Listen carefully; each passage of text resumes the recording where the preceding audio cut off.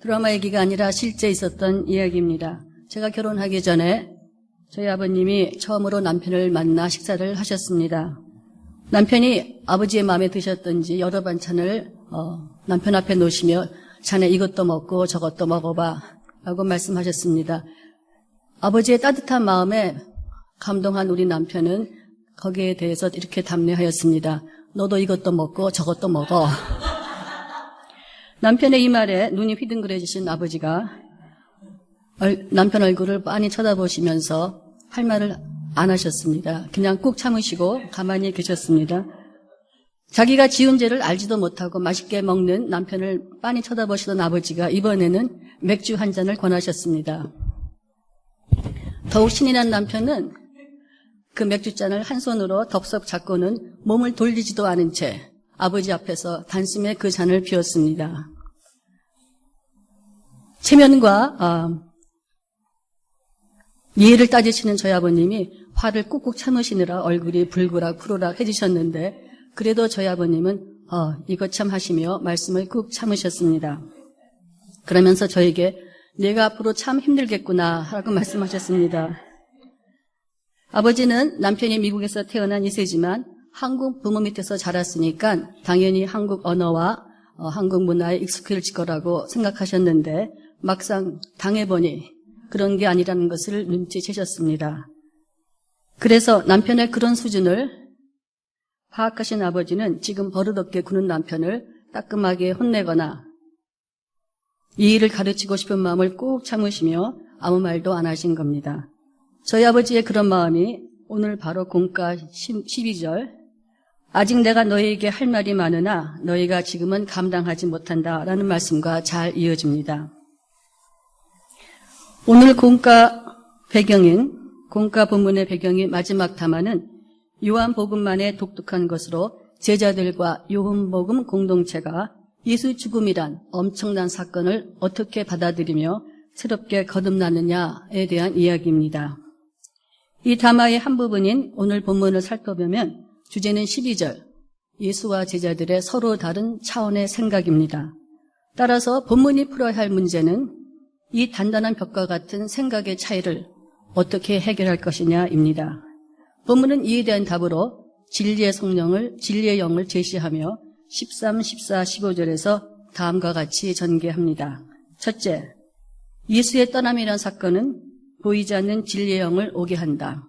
둘째, 제자들은 이제 예수 대신 진리의 영과 함께 여정을 계속한다. 셋째, 이 여정에서 진리의 영은 선생님의 역할을 하며 제자들을 예수의 차원인 진리의 길로 인도한다.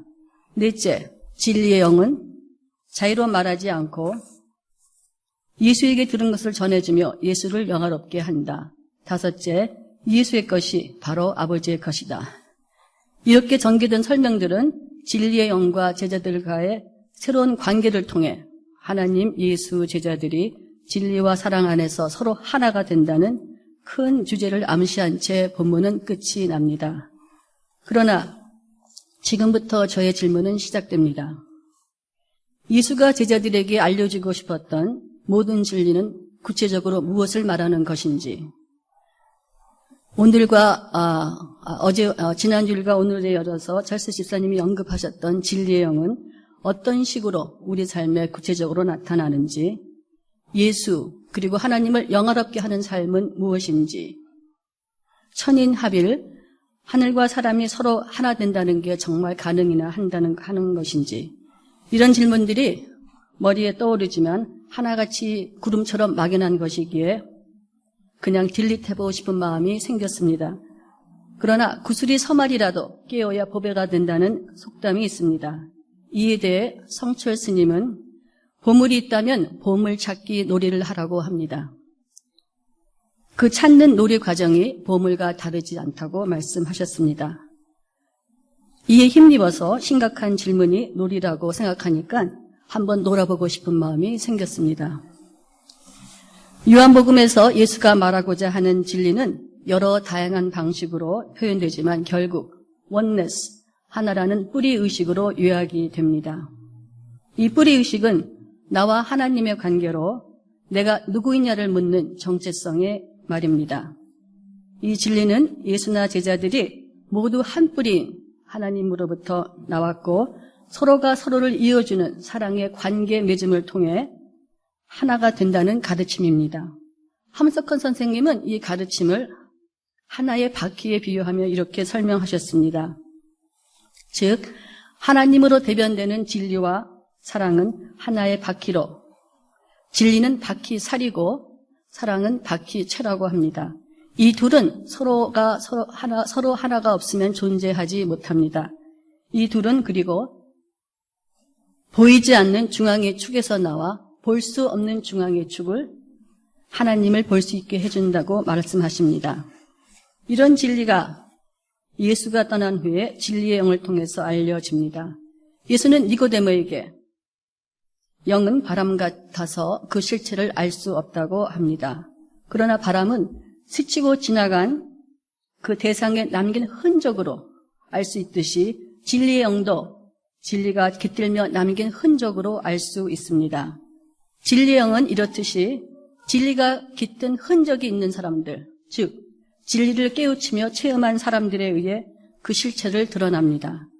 따라서 진리를 깨우친 사람들이 진리의 영을 지닌 사람들이고 바로 진리의 영입니다.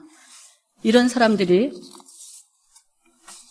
선생님이 되어 많으면서도 하나이고 서로 다르면서도 같으며 변하면서도 변하지 않는 진리로 사람들을 가르치며 인도합니다. 삶으로 진리를 가르쳤던 간디나 감옥 안에서 무차별의 하나를 가르쳤던 넬슨 만델라가 진리의 영입니다. 그리고 공부 모임을 통해 서로를 진리로 가게 도와주며 이끄는 세길 한 사람 한 사람도 진리의 영입니다. 이런 사람들로 인해서 세상 한 모퉁이가 밝아지고 정화되며 진리는 이어져 나갑니다. 그러나 이런 진리는 사랑 없이는 존립하지 못합니다. 진리가 뿌리의식이라면 사랑은 공공의식입니다. 이 사랑은 나와 세상과의 관계로 내가 맺은 모든 관계를 가지고 어떻게 함께 사느냐 하는 생활 방식의 말입니다. 우리가 한 뿌리에서 나왔기에 너와 나의 구별이 없어 남을 나처럼 대우하고 사랑하자는 공공의식입니다. 본문에서 그 구체적인 단면을 볼 수 있습니다. 그 사랑은 지금은 감당할 수 없는 제자들의 현재를 그대로 인정할 뿐만 아니라 제자들에게 그것을 감당하라고 강요하지 않습니다. 그리고 그 사랑은 지금은 아니지만 언젠가는 제자들이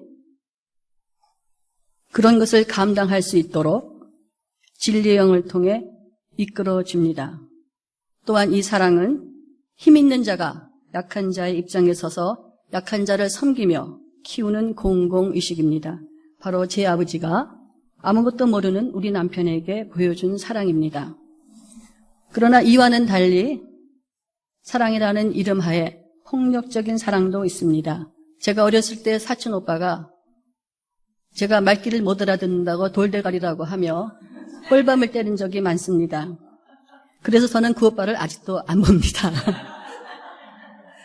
이렇듯 나의 현재 수준을 인정하지 않고 지금 감당할 수 없는 것을 나에게 강요하고 내가 언젠가는 감당할 수 있도록 도와주지 않는 이런 갑질의 폭력, 이런 폭력은 크고 작은 일터 안에서 더 무섭게 나타납니다.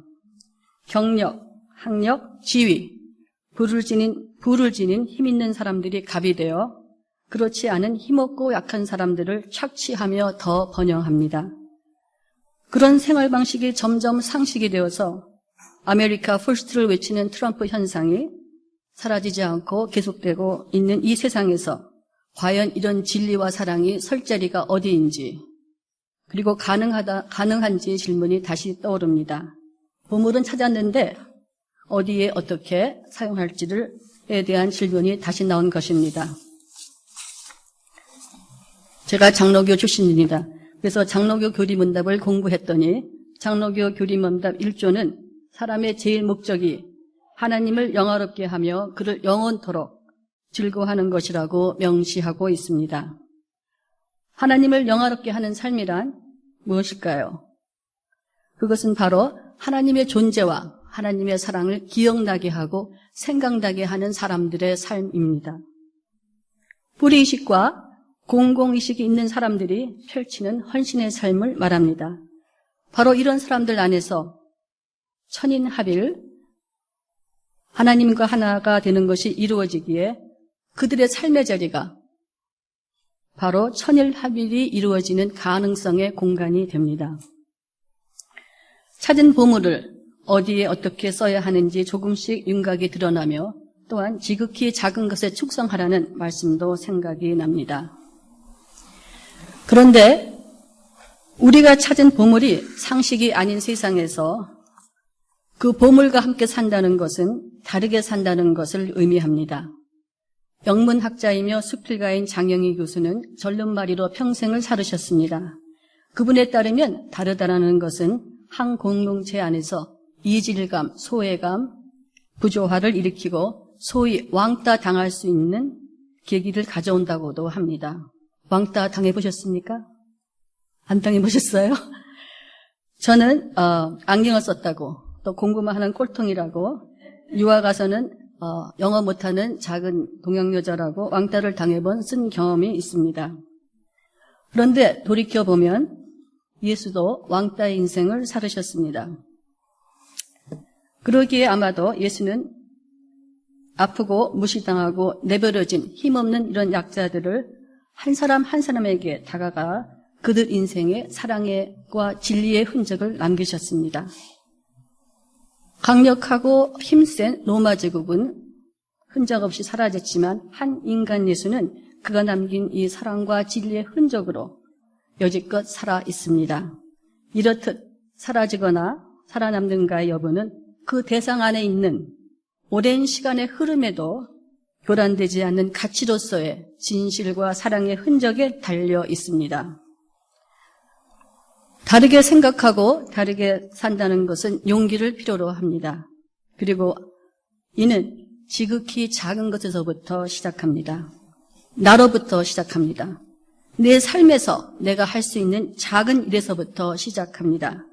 나 한 사람이 깨어나 다른 한 사람을 깨우면 그 주위 공동체가 깨어나며 주위는 조금씩 진리와 사랑으로 물들여져 가 늑대가 어린 양과 함께 풀을 뜯으며 서로 해치는 일이 없이 함께 사는 그런 사회가 될 것입니다.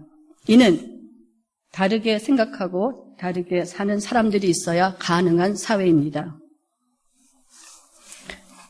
우리 세길교회는 다르게 생각하는 사람들이 모인 믿음의 공동체입니다. 맞죠? 그 안에서 우리는 뿌리의식을 다지며 다르게 살아가는 방식을 배우고 이를 교회 밖 우리 삶의 자리에서 실현하고자 합니다. 이런 우리가 다른 사람의 인생을 스쳐가면서 남긴 흔적이 오랜 시간의 흐름에도 소멸되지 않는 진리와 사랑이라면 세결교인 한 사람 한 사람의 삶의 여정은 복음의 길이 되고 삶의 내용은 하나의 복음 교본이 될 것입니다. 마태, 마가, 누가, 요한, 바울들의 다른 얘기가 서로 모여 신학 성서를 이루었듯이 세길교인 한 사람 한 사람의 다른 복음 텍스트가 하나의 세길 성서로 만들어져 지금 우리 주위 사람들에게 그리고 후대의 우리 자손과 우리 주위 사람들에게 읽혀지기를 바랍니다.